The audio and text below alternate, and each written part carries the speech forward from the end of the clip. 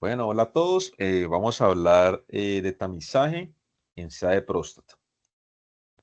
Listo. Mi nombre es Carlos Abonía, soy urólogo, egresado a la Universidad Nacional y la idea es pues que reciban algunos tips en cuanto al tamizaje de SEA de próstata, pues que les sirva el día de mañana para su práctica clínica y pues para la vida. Entonces tenemos que el cáncer de próstata es el cáncer más común en el mundo en hombres. Vemos que esto es una estadística más o menos del año 2018. Entonces, se tenía que había más o menos 1.6 millones de nuevos casos en el mundo, que era la quinta causa más común de muerte por cáncer en el mundo, acarreando alrededor de 366.000 muertes por año, con una tasa de mortalidad alrededor del 7.8 por 100.000 hombres. Y digamos que región pues, cercana a nosotros, teniendo el Caribe, con una tasa de mortalidad del 26.3 hombres por cada 100.000 versus Asia, que tiene 3.1. Entonces vemos que de este lado del mundo es una enfermedad pues que tiene una mortalidad bastante alta.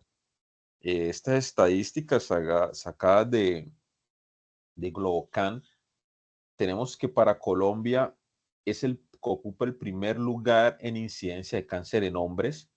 Empezamos acá, lo podemos ver acá, pues de los tumores, vemos que está próstata, estómago, tumores colorectales, pulmón, linfomas. Entonces, el cáncer de próstata ocupa el primer lugar en Colombia, en los hombres. Ocupa el segundo lugar de mortalidad en cáncer. ¿Listo? Con una incidencia de 49.8 por 100.000 hombres y con una mortalidad de 11.9. Entonces, vemos que por lejos en nuestro medio estamos por encima de lo que ya hemos mencionado de Asia. Quizás estamos un poquito lejos del Caribe, pero está pues bastante alta. Vemos acá como para hacer aquí una contextualización en el mundo. Entonces vemos que en América Latina, lo que es Centro y Suramérica. Entonces, por ejemplo, nos vamos a ubicar nosotros aquí. Entonces, lo que nos dice esta estadística es que por año en Colombia más o menos hay 49 diagnósticos por cada 100.000 hombres. Versus, por ejemplo, si nos vamos a Centroamérica, ¿ya?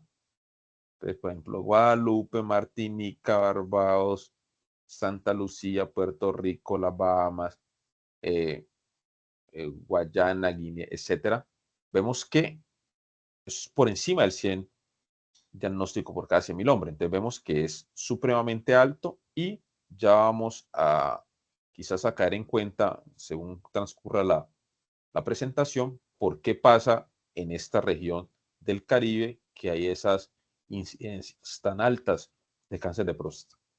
Debemos que entre los factores de riesgo, por un lado está la edad, que es una enfermedad de la edad. Pues entre más años tenga el paciente, más probabilidad hay de que desarrolle un cáncer de próstata. Yo tuve un profesor en la universidad que él de manera jocosa decía que Matusalén no murió de viejo, sino que murió de cáncer de próstata. Entonces, es una enfermedad que está estrechamente relacionada con la edad. Entonces, hay reportes, hay descripciones en la literatura de que los pacientes que reciben metformina tienen menor riesgo de desarrollar cáncer de próstata, pero vemos que esto es una relación que no está, digamos que ampliamente definida, pero pues si llegase pues a concluirse eso, pues sería sumamente interesante, porque vemos que eso es un medicamento ampliamente disponible y que pues si llegase a ser preventivo, pues sería la machera. Entonces, aquí se viene el tema étnico. Los pacientes afrodescendientes de raza negra tienen unas incidencias superiores de cáncer de próstata y los cánceres de próstata, esta población suelen ser un poco más agresivos.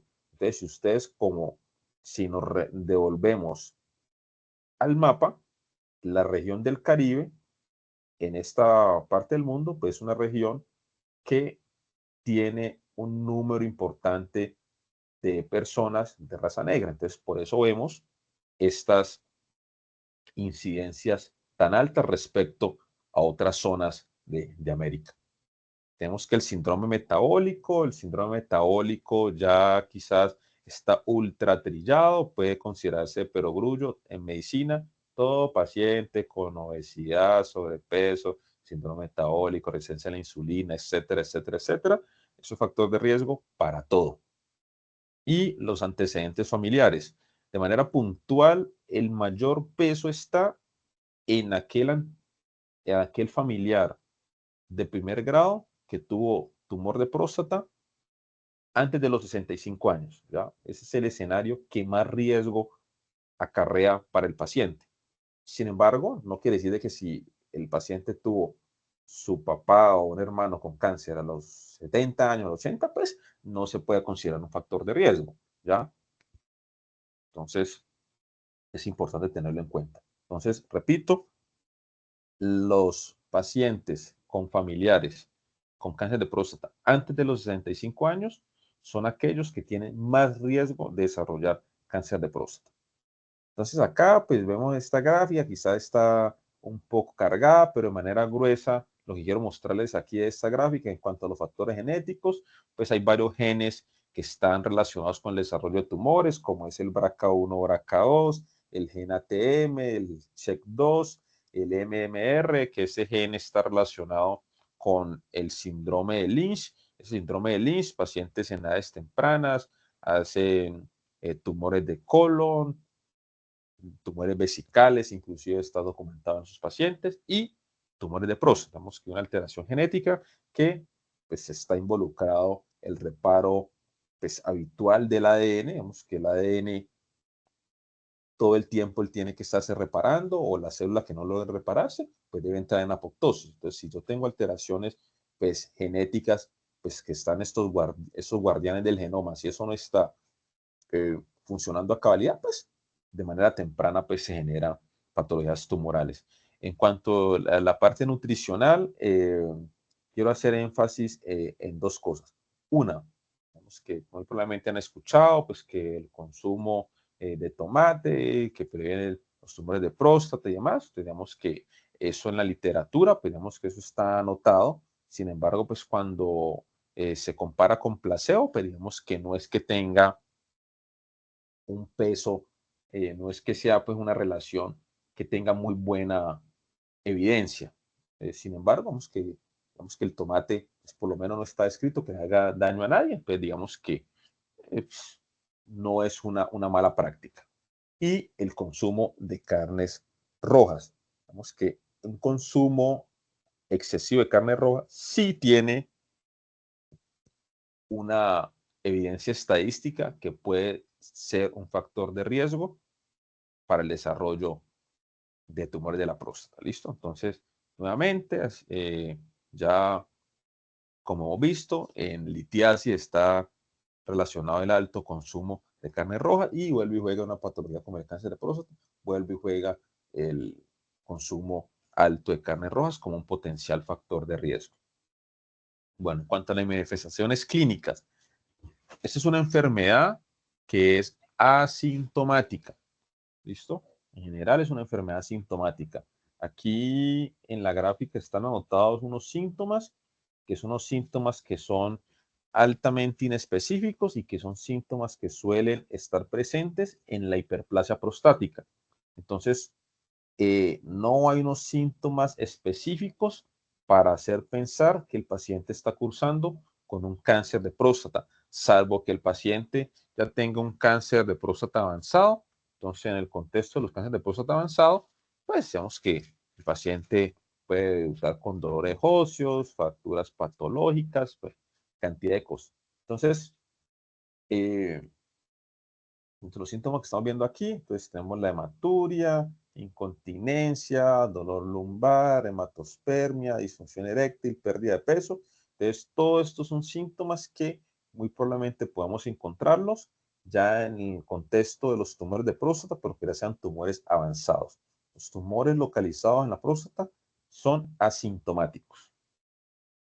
Bueno, entonces ahora entrando pues al título de la charla, que era el tamizaje. Entonces, el tamizaje lo hacemos con el antígeno prostático y el tacto rectal.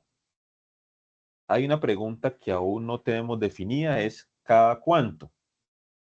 Ahora, si uno revisa literatura australiana, ellos dicen que no, que hay que hacer el tamizaje cada 5 años.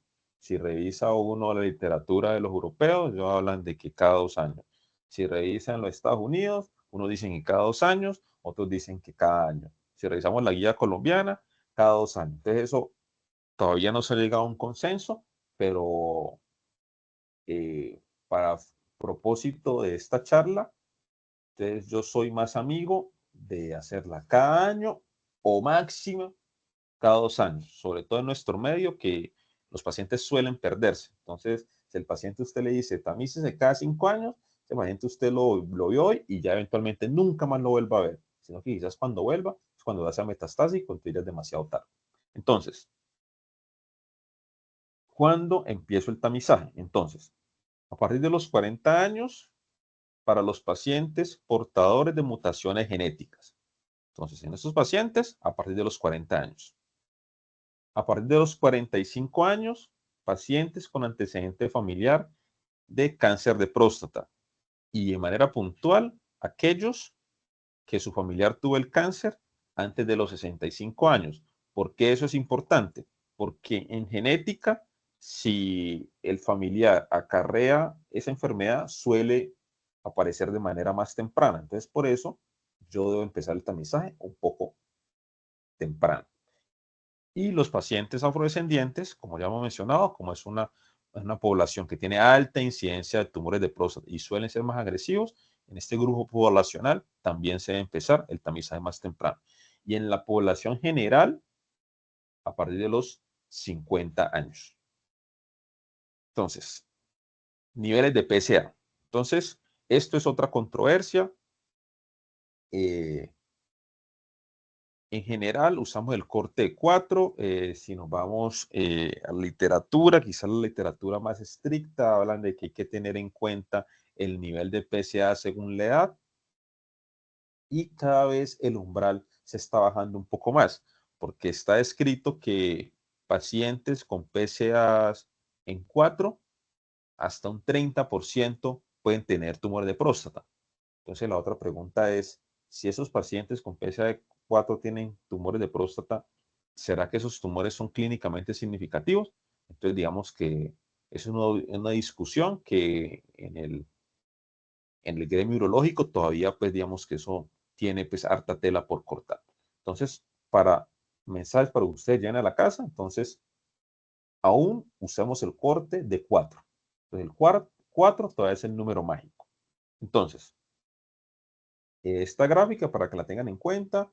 En general, los pacientes que nos llegan a nosotros pues son pacientes mayores de 50 años y entonces tener en cuenta el 3,5, que eso 3,5, 4, pues todavía estamos alrededor de lo mismo, ¿listo? Entonces, por eso el 4 todavía sigue siendo un número importante. Y acá pues ya más abajo, cuando nos hablan de los pacientes de 70, 79 años, pues digamos que ahí se amplía un poco, es un poco más alto el rango, propiamente porque pues, el tamizaje debe ser muy ajustado al tema de la expectativa de vida. Entonces, otra medición que se puede realizar en el contexto del PSA es el PSA libre sobre el PSA total o la densidad de PSA. ¿Cuándo utilizamos estas estrategias? Cuando el PSA del paciente está entre 4 y 10. Entonces, ¿qué hacemos con eso? Si yo tengo un paciente con tacto rectal normal, PSA entre 4 y 10, este paciente, lo primero que yo debo hacer es repetir el PSA. Esa es la primera conducta. Si el paciente, yo le repito el PSA e ingresa con un PSA nuevamente entre 4 y 10, pudiera utilizar la estrategia del PSA libre o la densidad del PSA. Entonces, si yo utilizo la estrategia de PSA libre, PSA total, Entonces, si yo divido el valor del PSA libre sobre el valor del PSA total, si esa relación me da superior al 20%, eso es normal. Si tomo la estrategia de la densidad, que debe ser el nivel del PSA sobre el tamaño de la próstata, si esa relación es menor a 0.15 o menor al 15%, se considera normal. Pero entonces estas mediciones tienen un problema. Entonces, el problema es que no está estandarizado en particular la densidad. ¿Por qué? Porque la próstata, ¿cómo la mido? La mido por resonancia, la mido por tacto rectal, la mido por ecografía abdominal, la mido por ecografía transrectal. Entonces, no está definido cómo debo medir la próstata, cuál es el volumen que lo va a crear. Entonces, por eso es una medición que tiene pues su controversia y no suele ser utilizada. Digamos que cada vez está tomando más fuerza que la medición a la cual debo creer para hacer la densidad es la medición en resonancia, pero digamos que eso es una discusión que todavía no está concluida. ¿Listo? Entonces, en el contexto del tamizaje, si el paciente tiene un PSA entre 4 y 10, a hoy la estrategia que más estamos utilizando es realizarle una resonancia. Si yo le repito el PSA y el PSA sigue en este rango, yo le hago una resonancia multiparamétrica de la próstata. Entonces, a esta resonancia multiparamétrica de próstata nos arrojará unos resultados en los cuales nos dice, eso se puntúa, se llama PIRRAS, esa categoría. Entonces, si el paciente tiene la categoría PIRRAS 1 o PIRRAS 2, entonces es una muy baja probabilidad de que haya un tumor clínicamente significativo. Y la categoría 3 es ahí dudoso, intermedio, 4 y 5 es ya alta probabilidad de que haya un tumor. Entonces, en general, las categorías 3, 4 y 5 solemos llevar los pacientes a biopsia. Otra estrategia es utilizar calculadoras de riesgo. Eso es más, el tema de las calculadoras de riesgo es más como para que lo conozcan, sepan que exista, pero vamos que son estrategias que ya las utilizamos pues en la consulta de urología. Biopsia. Entonces, ¿a quiénes vamos a biopsiar? Entonces, ya el paciente, ya digo, oiga, este paciente es para tamizaje porque está en el grupo de edad X, Y o Z, como ya lo describimos. A ese paciente que está en el grupo de edad X, Y o Z, le hago el antígeno prostático y le hago su tacto rectal. Entonces, de esos pacientes debo definir a quién biopsio. Entonces, primero, el paciente debe tener una esperanza de vida mayor o igual a 10 años. ¿Ya? Primero para hacerle la biopsia. Y si nos vamos más atrás, inclusive para tamizarlo. Si el paciente no tiene una expectativa de vida adecuada, es un paciente que ni siquiera lo debo tamizar.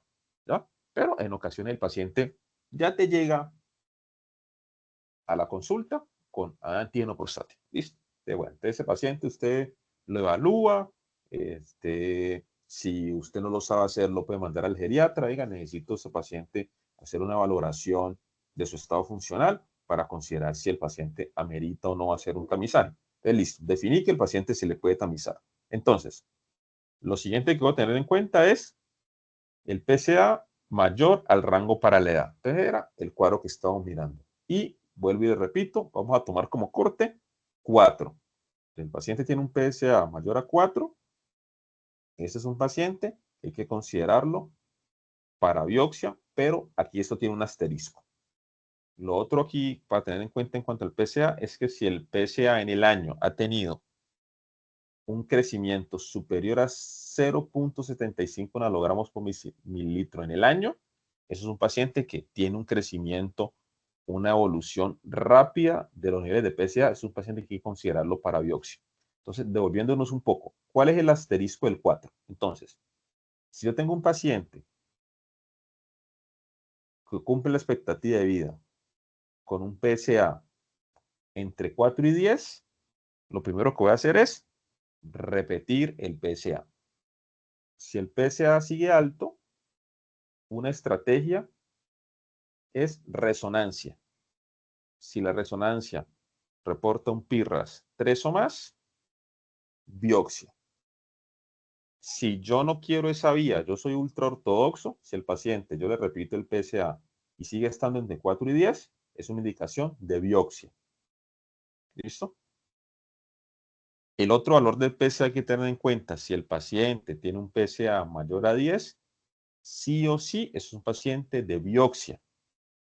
Y si el paciente tiene un tacto rectal anormal, biopsia, independientemente del nivel de PSA.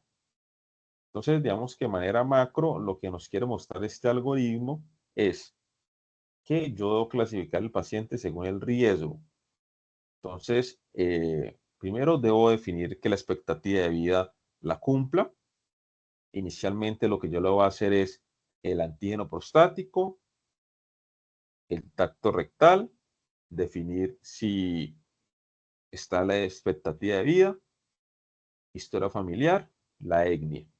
Entonces, a la luz de eso, entonces yo puedo separar al paciente en riesgo. Entonces, estos riesgos yo los saco con las calculadoras.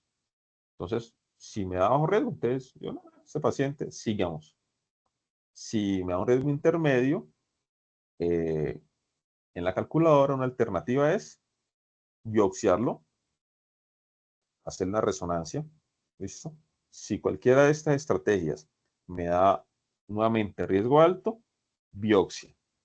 O si ya el paciente en el tamizaje inicial ya cumple algunos de los criterios mencionados, lo puedo llevar directamente a biopsia. ¿Listo? Entonces viene el camino que yo puedo hacer el camino corto, una vez llevarlo a biopsia, o hago un alto aquí y le hago, pues, utilizo otra serie de estrategias como para tratar de filtrar aún más el paciente que va a llevar a este estudio. Bueno, entonces ya el paciente ya le hice la biopsia y la biopsia nos va a reportar, el paciente tiene un adenocarcinoma, que es lo más frecuente que nos reportan las biopsias. Hay otro grupo histológico de tumores, pero en general son adenocarcinomas. Y estos adenocarcinomas no lo reportan con una categoría que es el Gleason. Y recientemente se está utilizando la clasificación que se llama ISUD. Ya vamos a contar qué es el ISUD. Entonces, el Gleason nos habla del grado de diferenciación de la célula. Entonces, en los tumores, entre menos se parezca el tumor a la célula original, el tumor es más agresivo, o sea, está más desdiferenciado. Entonces, en cuanto al Gleason, entonces eso lo puntuamos. Entonces, el Gleason se puntúa de, probablemente nos reportan aquí, como está acá, 3 más 3. Entonces, lo que nos dice el 3 más 3, que son los dos grupos celulares o de diferenciación que están presentes en esa muestra de patología. Si nos muestra 3 más 4, el grupo más frecuente es el 3 y el siguiente más frecuente es el 4. Si nos dicen 4 más 3, el más frecuente es el 4, el siguiente más frecuente es el 3. 4 más 4, el más frecuente, en este caso, lo más frecuente es el 4 en ambas formas, y nos dicen 5 más 4, entonces el más frecuente es el 5, el siguiente más frecuente es el 4. Entonces, pacientes con Gleason 8, 9 o 10 son los pacientes de más alto riesgo en los tumores de próstata, porque son tumores muy desdiferenciados. El Gleason que sume 7 es un riesgo intermedio, y el Gleason que sume 6 es un bajo riesgo. En ninguna patología hoy día nos reportan Gleason menores de 3. ¿Ya? No sabemos si en unos años el 3 también nos lo saquen y solo nos empiezan a reportar 4. Entonces eso ya, si el día de mañana toman la buena decisión de ser urólogos o son patólogos, pues ahí nos daremos cuenta qué pasa al respecto. En cuanto a la estadificación, los tumores, para tener una nomenclatura universal, yo los clasifico con el TNM. Entonces, el T yo lo defino con el tacto rectal. Entonces, el T va de 1 a 4. Entonces, los tumores T1 son tumores que no son palpables. ¿Listo? Esa es la característica principal de la categoría T1. son tumores no palpables y tiene unas subdivisiones. Está el T1A, que son tumores identificados en muestras de resección transuretal de próstata y que el compromiso es menor del 5% de la muestra. Los T1B, nuevamente, son diagnóstico en muestra de resección transuretal de próstata y es mayor al 5% de la muestra. Los T1C son aquellos pacientes que yo los tamizo, tienen PSA elevado, tacto rectal normal y los llevo a biopsia y obtengo un diagnóstico de cáncer. Entonces, ese es el paciente T1C. El T2 son tumores que están confinados a la próstata y su subdivisión es el T1A, hay compromiso del 50% de un T2A, perdón, 50% de un lóbulo. T2B, todo un lóbulo. Y T2C, ambos lóbulos. La categoría T3 es compromiso extraprostático, pero sin comprometer órganos adyacentes. Entonces, en este compromiso extraprostático tenemos la opción A, que es compromiso de la cápsula, y la opción B, que es compromiso de las vesículas seminales. Y el T4 es compromiso de órganos adyacentes. ¿Listo? Entonces, acá abajo, en esta gráfica, vemos que está la clasificación PT, ese P que antecede a la T, hace referencia a que es en patología. O sea, el paciente yo lo operé y en la patología nos reportan esta categoría. ¿Listo?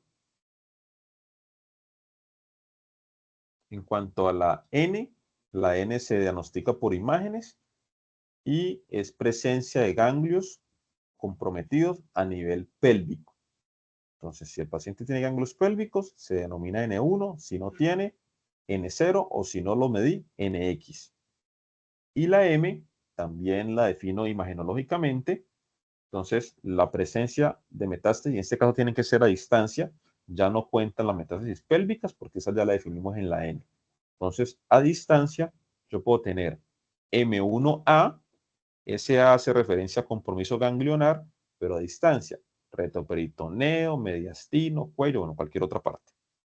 El M1B hace referencia a compromiso metastásico óseo y el M1C, otros sitios, pero en general se consideran metástasis viscerales, el M1C. En cuanto al manejo, entonces, tenemos las posibilidades de terapia que yo tengo para el cáncer de próstata localizado. Eso es de lo único que vamos a hablar, el cáncer de próstata localizado. Entonces, la prostatectomía radical o la radioterapia, desde el punto de vista oncológico, son equiparables. ¿Ya? Los resultados con intención curativa de ambas terapias son comparables. No, una no es superior a la otra. ¿Ya? Esto está más ligado a la decisión del paciente o la decisión médico-paciente de qué intervención realizarse. Entonces, de estas posibilidades, digamos que la opción principal, teniendo en cuenta el riesgo, pues el tumor yo lo clasifico según el riesgo. Entonces, si tengo un tumor de riesgo intermedio, la opción preferida será hacerle una prostatectomía radical o la radioterapia. Si el tumor es de alto riesgo, nuevamente radioterapia o prostatectomía radical. En los tumores de alto riesgo, no está recomendado hacer vigilancia, no está recomendado hacer expectancia, no está recomendado baraquiterapia. ¿Listo? En los de alto riesgo.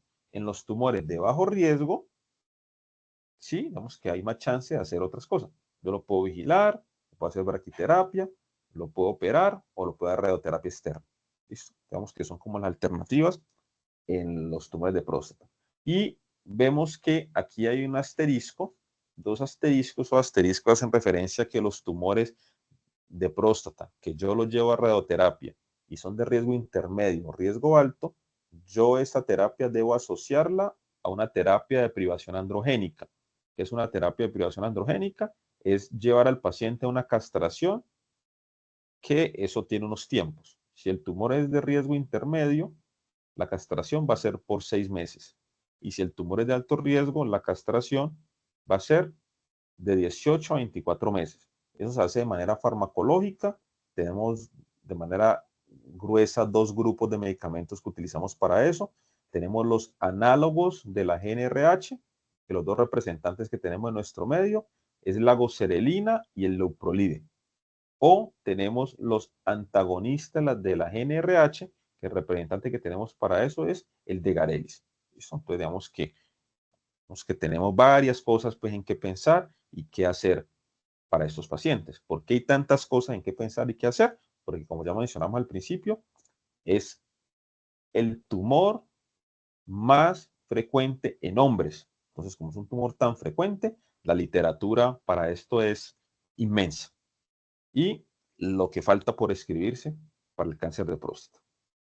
Listo.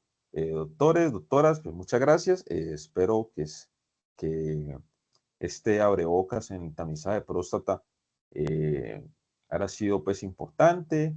Muy probablemente sean más las inquietudes que se hayan generado en torno a esto y pues a lo largo pues de su rotación pues las discutiremos. Muchas gracias.